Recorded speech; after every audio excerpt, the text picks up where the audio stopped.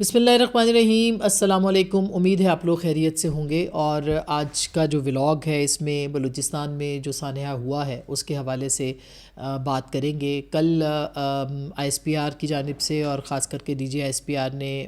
کامران شاہد صاحب کے پروگرام میں گفتگو کی، اس میں کچھ انہوں نے اہم باتیں کی ہیں، اس کے اوپر بھی بات کریں گے۔ اس کے ساتھ ساتھ کیا بلوچستان کے اندر وہ ایک بڑی گریٹ گیم جو ہے وہ کی جا رہی ہے، کیونکہ جو اطلاعات آ رہی ہیں اس میں تو تانے بانے بہت سارے ملکوں افغانستان اور بھارت کے ساتھ بھی، جو کہ خود D G I S P R نے بھی کہا ہے کہ افغانستان سے وہ آپریٹ کر رہے تھے، را کے ساتھ تانے بانے بتائے جا رہے ہیں، دیگر جو ذرائع ہیں وہ کہہ رہے ہیں، تو اس کے اوپر بھی بات کریں گے۔ امریکہ سے بہت اہم خبر ہے، کیونکہ اس وقت جو امریکہ کی نئی انتظامیہ ہے وہ ایک ظاہر ہے وہ کام کر رہی ہے اس تمام چیزوں کے اوپر، اور پھر کل جو پاکستان کے اوپر حملہ ہوا اس میں امریکی سفارت خانے نے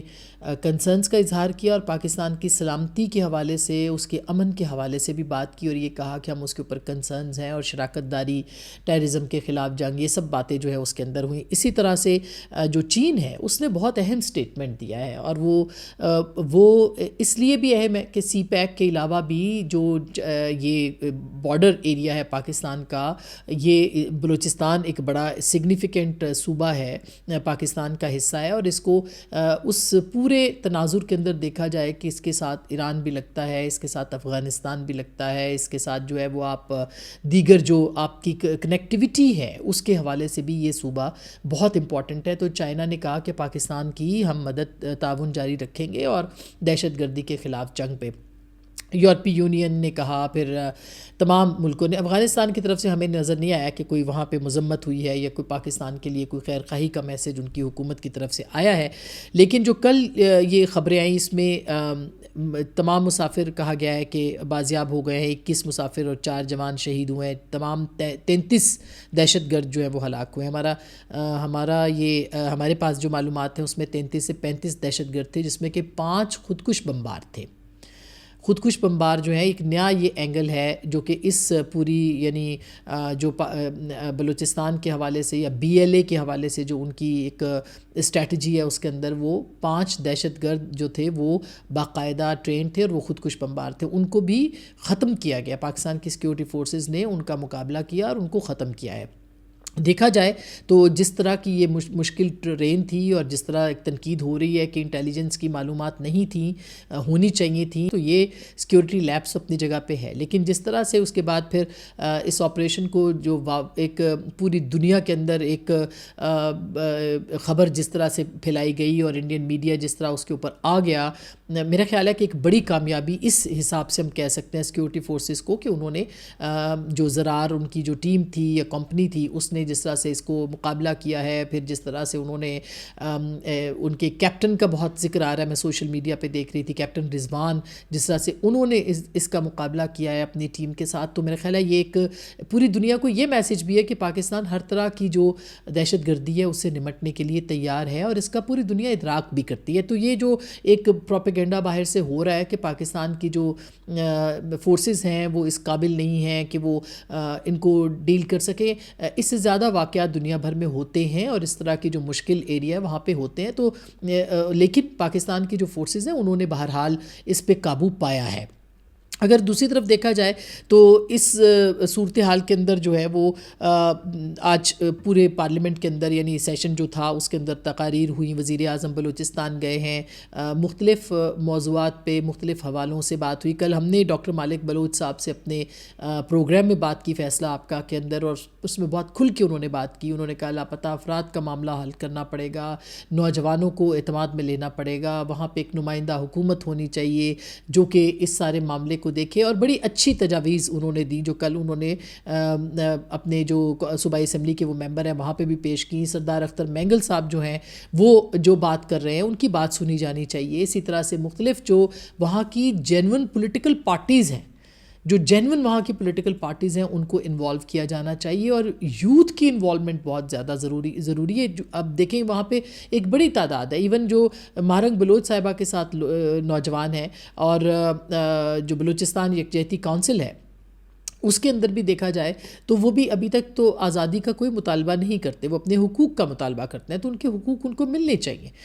ان کے ساتھ بات ہونی چاہیے، ان کو انگیج کرنا چاہیے، اس سے پہلے کہ بہت دیر ہو گئی، پہلے ہی بہت دیر ہو گئی ہے، مگر دیر نہیں ہونی چاہیے، کیونکہ بلوچستان جو ہے وہ ایک گریٹ گیم کا حصہ بنتا ہوا دکھائی دے رہا ہے، پہلے سے تھا بھی، اور اب مزید جو ہے وہ اس کے اندر معاملات جو ہیں وہ اس میں وہ سامنے آتے نظر آ رہے ہیں، چونکہ جو آج بلاول صاحب نے تقریر کی اس کے اندر انہوں نے یہ کہا کہ جو یہاں پہ جو لڑائی ہو رہی ہے اس خطے کے اندر، یا خاص کر کے بلوچستان کے اندر جو لڑائی ہو رہی ہے، انہوں نے کوٹ ان کوٹ یہ کہا کہ جس آزادی کے ساتھ دہشت گرد کوآرڈینیٹ کر رہے ہیں، یہ نقصان اور آگ بلوچستان میں جل رہی ہے، یہ پہلے پاکستان کے چاروں صوبوں میں، پھر ریجن میں، پھر پوری دنیا میں پھیلے گی، یا پھیل سکتی ہے، اور اس کے امکانات ہیں۔ اب میرے پاس اس کے اوپر خبر بھی ہے، میں آپ کے ساتھ وہ شیئر کرتی ہوں کہ دنیا کے اندر کنسرن جو ہے وہ کس طرح سے۔ پہلی بات تو یہ کہ بالکل بلوچستان کو ڈسٹیبلائز کرنا ہے، اور ڈسٹیبلائز اس لیے کرنا ہے کیونکہ بلوچستان جو ہے اس میں منرلز ہیں، قدرتی وسائل سے بھرپور ہے، پھر یہ روٹ ہے، چائنا گوادر کے ذریعے سے پوری دنیا کو اپروچ کرنا چاہتا ہے، یہ مختصر راستہ ہے جس کے ذریعے سے پوری دنیا، یہ گیٹ وے ہے، یہ گیٹ وے ہے جو کہ ایران اور پھر پورے یورپ کو جاتا ہے، یہ گیٹ وے ہے جو کہ سینٹرل ایشیا کو جاتا ہے، یہ گیٹ وے ہے جو کہ رشیا کو جاتا ہے، یہ یعنی کہ بلوچستان کی جو جیو اسٹریٹجک پوزیشن ہے وہ تو آپ سوچ بھی نہیں سکتے کہ اس کی کتنی اہمیت ہے، اسی لیے وہاں پہ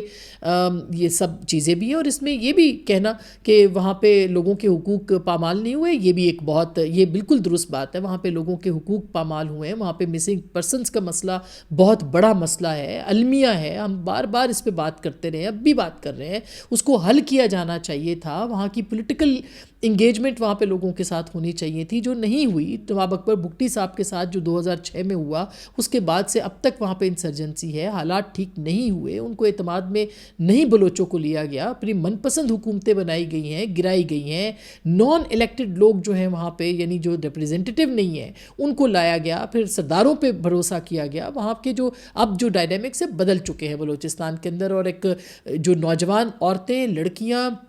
اس کے علاوہ جو وہاں کے لڑکے ہیں، نوجوان ہیں جو بڑی تعداد میں،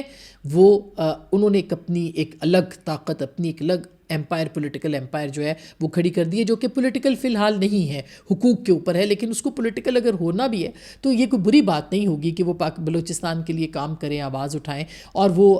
پاکستان کا حصہ ہے، پاکستان کی آئین پہ یقین رکھتے ہیں، پاکستان کی ریٹ پہ یقین رکھتے ہیں، اس کے اوپر جو ہے وہ بات ہو سکتی ہے۔ تو یہ گریٹ گیم تو بالکل ہے، اس میں کوئی دو رائے نہیں ہے، لیکن اس کا مطلب یہ نہیں کہ ہمیں اپنے گریبان میں نہیں جھانکنا کہ ہم نے کیا غلطیاں کی ہیں، ہمیں ان غلطیوں کو بھی ٹھیک کرنا ہے۔ تو جو بلاول صاحب بات کر رہے ہیں وہ یہ کہہ رہے ہیں کہ یہ آگ جو بلوچستان میں ہے، اور ان کا اشارہ میں جو اب سمجھ سکتی ہوں، میں نے ان کی تقریر کے بعد جو اخذ کیا ہے وہ یہ ہے کہ اس جگہ سے جو ایک الائنس BLA جو ہے وہ خالی ایک لبریشن آرمی نہیں ہے، BLA کے ساتھ مختلف جو انٹرنیشنل جو گیم پلان ہے وہ اس کے ساتھ جڑ گئی ہے، وہ جڑے ہوئے ہیں، اور وہ اس پورے علاقے کو ڈی اسٹیبلائز کرنا چاہتے ہیں، وہ بلوچستان کو ڈی اسٹیبلائز کرنا چاہتے ہیں، اور حقوق کی لڑائی لڑنی ہوتی تو ظاہر ہے کہ وہ پاکستان کسی کی ریاست سے بات کرتے، اور جو انہوں نے کل ٹنل کے اندر بنایا ہے، اپنا منصوبہ بنایا تھا، یا جو کچھ بھی کیا انہوں نے، اس حد تک تو انہوں نے یہ کیا، لیکن اس کے بعد ان کو رسپانس مل گیا کہ پاکستان نے جس طرح سے وہاں پہ اس کو قابو پایا ہے، یا اس کے فوری بعد ان کو ریسکیو کیا لوگوں کو، یا جو بھی ہے، تو ایک طرح سے جو ریاست کی جو طاقت ہے، یا جو پاکستان کی ملٹری طاقت ہے، اس سے تو پوری دنیا اس کو مانتی ہے اور وہ تسلیم بھی کرتی ہے، ہمیں اس کو استعمال بھی کرنا ہے، اور پہلے جو کچھ وہاں پہ ہوتا رہا ہے، اب جو موجودہ صورتحال ہے، اس میں سمجھنا پڑے گا کہ اس کو ہم نے ٹھیک کیسے کرنا ہے۔ تو یہ جو گیم ہے اس پوری دنیا کو ادراک ہے کہ اگر آپ بلوچستان کو پاکستان سے الگ کریں گے تو پھر کہیں پہ بھی جو ہے نا وہ اسٹیبلٹی نہیں آئے گی، وہ کسی صورت بھی، اور اگر یہ خطہ اہم ہو رہا ہے آگے، اگر ایران کے معاملات کو دیکھیں یا افغانستان کے حوالے سے دیکھیں، تو بلوچستان کے اندر جو ہے وہ ریٹ آف دی اسٹیٹ، یا ریٹ آف پاکستان جو ہے، یا ریٹ آف یہاں کی جو سیکیورٹی کے معاملات ہیں وہ مضبوط ہاتھوں میں ہوگی تو یہ معاملات آگے چلیں گے۔ تو ایک تو یہ اس میں کوئی دو رائے نہیں ہے کہ جو بھی انٹرنیشنل فورسز پاکستان کو ڈی اسٹیبلائز کر کر رہی ہیں، وہ چاہتی ہیں کہ ان لوگوں کو استعمال کر کے پاکستان کو جو ہے وہ ڈیسٹیبلائز کیا جائے، مگر علیحدگی کے لیے جو ایک طرح سے کہا جا رہا ہے کہ بلوچستان جو ہے وہ علیحدہ ہو جائے گا، انٹرنیشنل لیول کے اوپر افورڈ نہیں کیا جا سکتا اس طرح کے پاکستان کے حوالے سے یا افغانستان کے حوالے سے یا ایران کے حوالے سے یہ سب کچھ ہو. لیکن خیر یہ تو اب ایک ہائپو تھیری ہے، اور اس تھیری کو جو ہے وہ ہم بناتے ہیں یا جو کرتے ہیں کانسپریسی تھیری کے اوپر آتے ہیں. تو میرا خیال ہے اس کے اوپر اس سے زیادہ یہ بات ہونی چاہیے کہ آپ نے کس طرح سے بلوچستان کو مضبوط کرنا ہے. دوسری جانب جو امریکہ کے اندر ہے، ایک جو مختلف ہمارے ذرائع بتا رہے ہیں، پہلی بات تو یہ کہ امریکہ سے پاکستان تحریک انصاف کے لیے کوئی اچھی خبر ابھی تک تو نہیں آئی، اور ہماری اطلاع یہ ہے جو ہمیں ذرائع بتاتے ہیں کہ ایک انٹرنیشنل جو تھنکنگ ہے اس میں پاکستان کا کردار اور زیادہ امریکہ کے اس میں پالیسیز میں اہم ہو رہا ہے، اور وہ ہے سیکیورٹی کے وجوہات کی بنا پہ. اور آپ نے دیکھا ہوگا کہ ابھی تک جو کہا جاتا تھا کہ عمران خان صاحب کے لیے کوئی اسٹیٹمنٹ آئے گا، کوئی بیان آئے گا، ریاست جو ہوتی ہے وہ ریاست اس طرح سے پالیسیز نہیں بناتی کہ کسی ایک لیڈر کے حوالے سے وہ بیان دے. تو اب